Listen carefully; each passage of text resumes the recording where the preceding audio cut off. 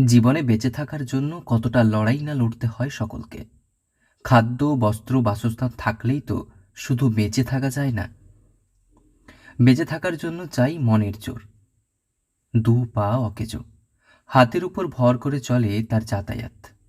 ছোট থেকে প্রবল পরিশ্রম করে স্নাতক পাশ করেছেন পশ্চিম মেদিনীপুরের সবংয়ের যুবক।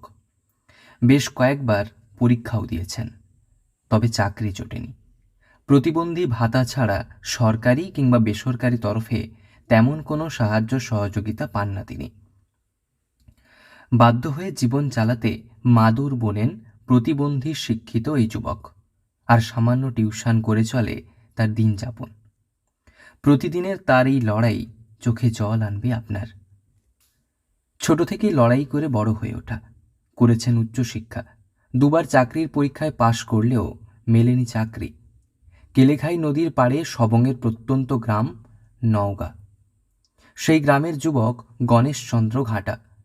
আর 5জন শিশুর মতো ছোট থেকে বেড়ে ওঠা তার। তবে ভবিষ্যৎ যে এতটা দুর্বিষহ হবে তা ভাবতেই পারেনি পরিবার থেকে প্রতিবেশীরা। সরকার থেকে বলতে 1,000 টাকা করে মাসে দিচ্ছে, আর কোনো সাহায্য দিচ্ছে না।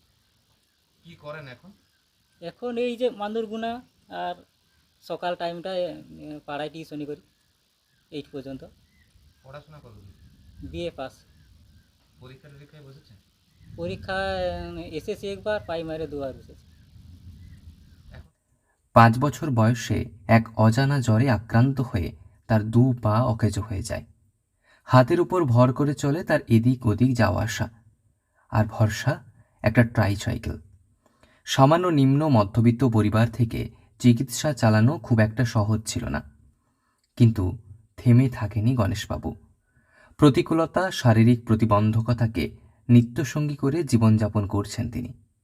সাহায্য সহযোগিতা তেমন কিছু পান না।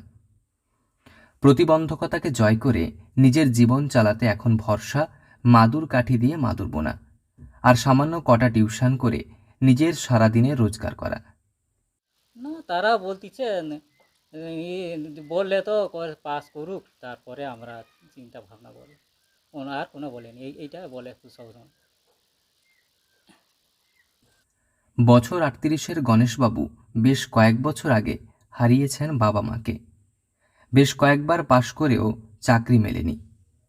গুটি কয়েক ছেলেমেয়েকে নিয়ে টিউশন পড়িয়ে আর মাদুর বোনার সামান্য কয়েকটা টাকা দিয়ে চলছে তার দিন যাপন। তবে কিভাবে চলবে আগামী দিন তার নিশ্চয়তা নেই গণেশের কাছে। পশ্চিম মেদিনীপুর থেকে রঞ্জন চন্দের রিপোর্ট, লোকাল 18 বাংলা।